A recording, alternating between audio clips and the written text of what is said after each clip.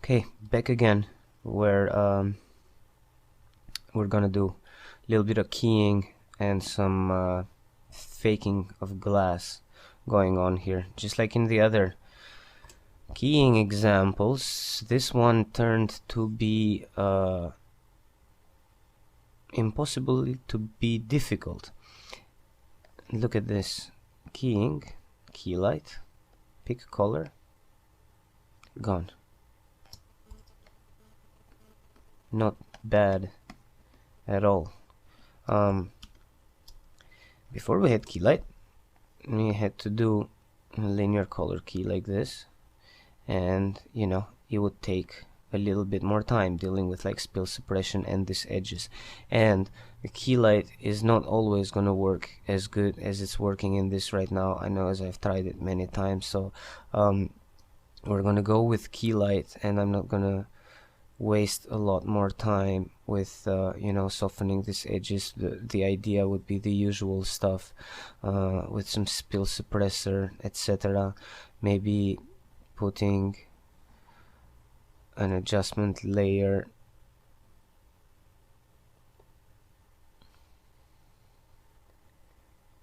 where we blur that area a little bit, because it's in the back, is kind of out of focus anyway.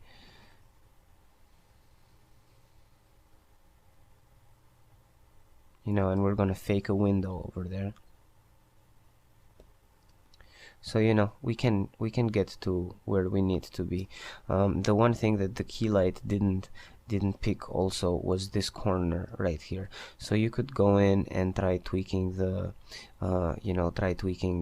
key light and trying to get this, but I think there was too much spill in this corner to be able to pick that anyway. There's like too much spill over there. So sometimes you might have to do something like this, where you duplicate this layer and just take the key out and just mask this part. It's more than common to get some parts that are details with a mask. Don't beat yourself over being completely perfect, just whatever gets the job done. So kill the color key and drop in the suppression, and now we have filled that up.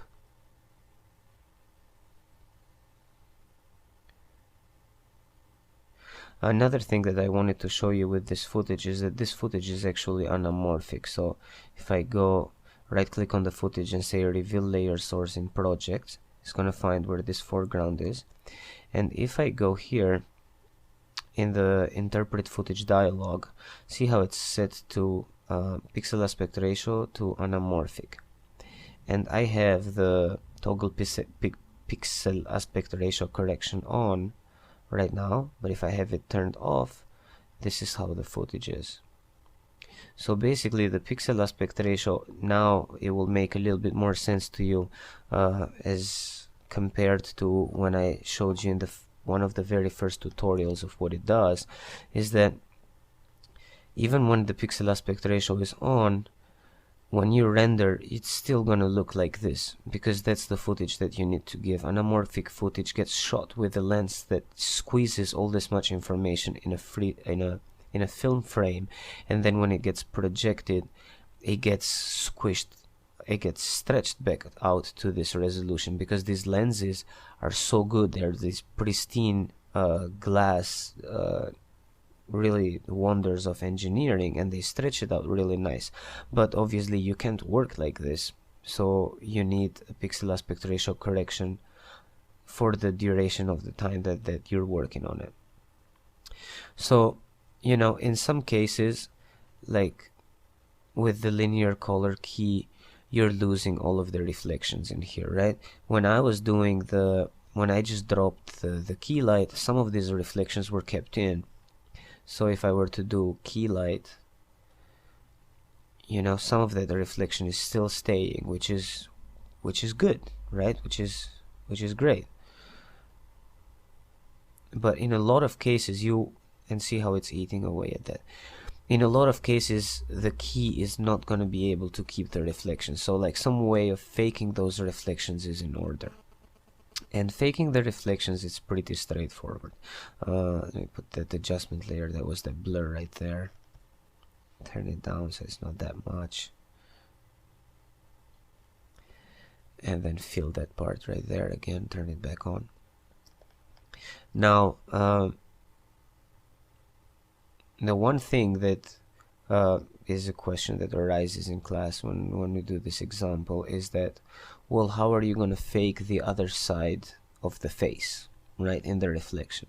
And you can't, because you don't have that footage, unless you knew that the reflections are not going to key and you put another camera in there just to take even a still, or you know, some random footage coming from that side of the actress, and you can use it.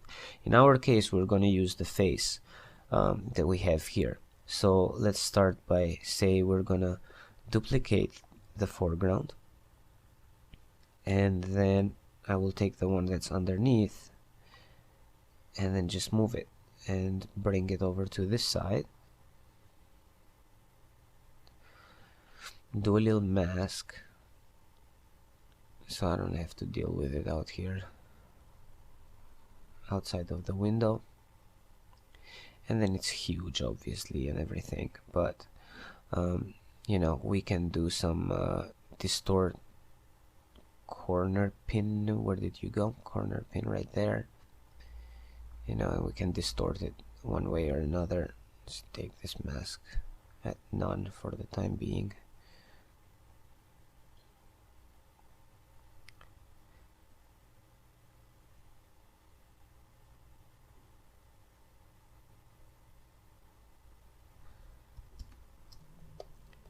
And then the next thing to do is blur it. Fast blur, repeat edges, and then add it. So with the reflections, you want to add them, and turn the opacity down. And as you can see, you know, you can't really tell that much in this case that it's that side of her face, depending on how sharp of reflections you want. So, you know, there we have some sort of a reflection on this side, and if it's moving, it's not going to be that bad. It's too much saturation right now, but we can do we can drop the saturation. We'll call this RFL1, effect color correction hue saturation. We can drop saturation down. We can even do levels, even though it's not necessary right now because it's so blurred. But if I take away the blur, I can crank up the highlights on it like that.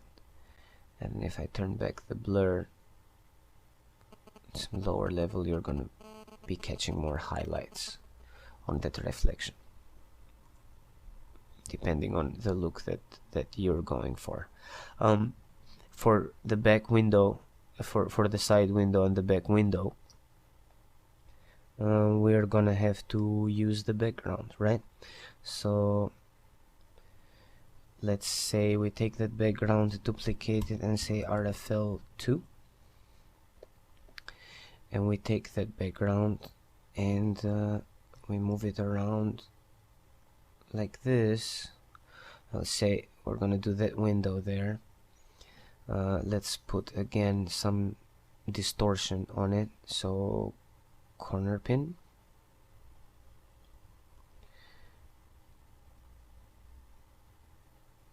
because there's already trees that are going to be visible there, and if this window is sort of slanted a little bit or it has some distortion, then, you know, so that it looks more like a reflection, we'll cut it out over here. We'll move this mask, because this mask is applied to the corner pin, gets applied first and then the mask, in the order of operands in After Effects. And now we'll just do the same. In fact, we can possibly even copy all this stuff, so the fast blur and the hue saturation really is all there is. Paste that. There's hue saturation fast blur. Let's set it to add and turn it down. There's some sort of a reflection over there too. We might want to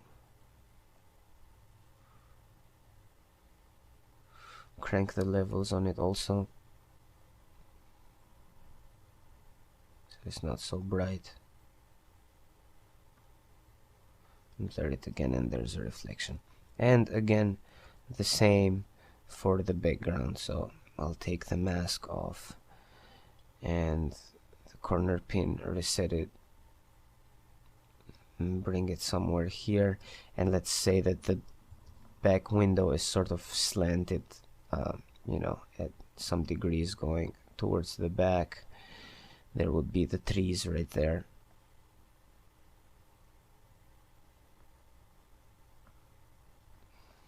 Which would obviously look much better when they start moving.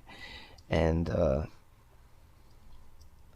this is our adjustment layer. We can probably open that mask so it blurs everything.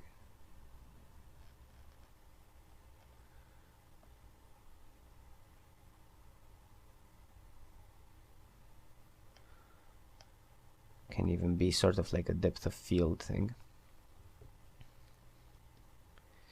And that's a first pass at how we fake reflections. Let's turn it down a little bit. The one in the back is a little bit too much. And there you go.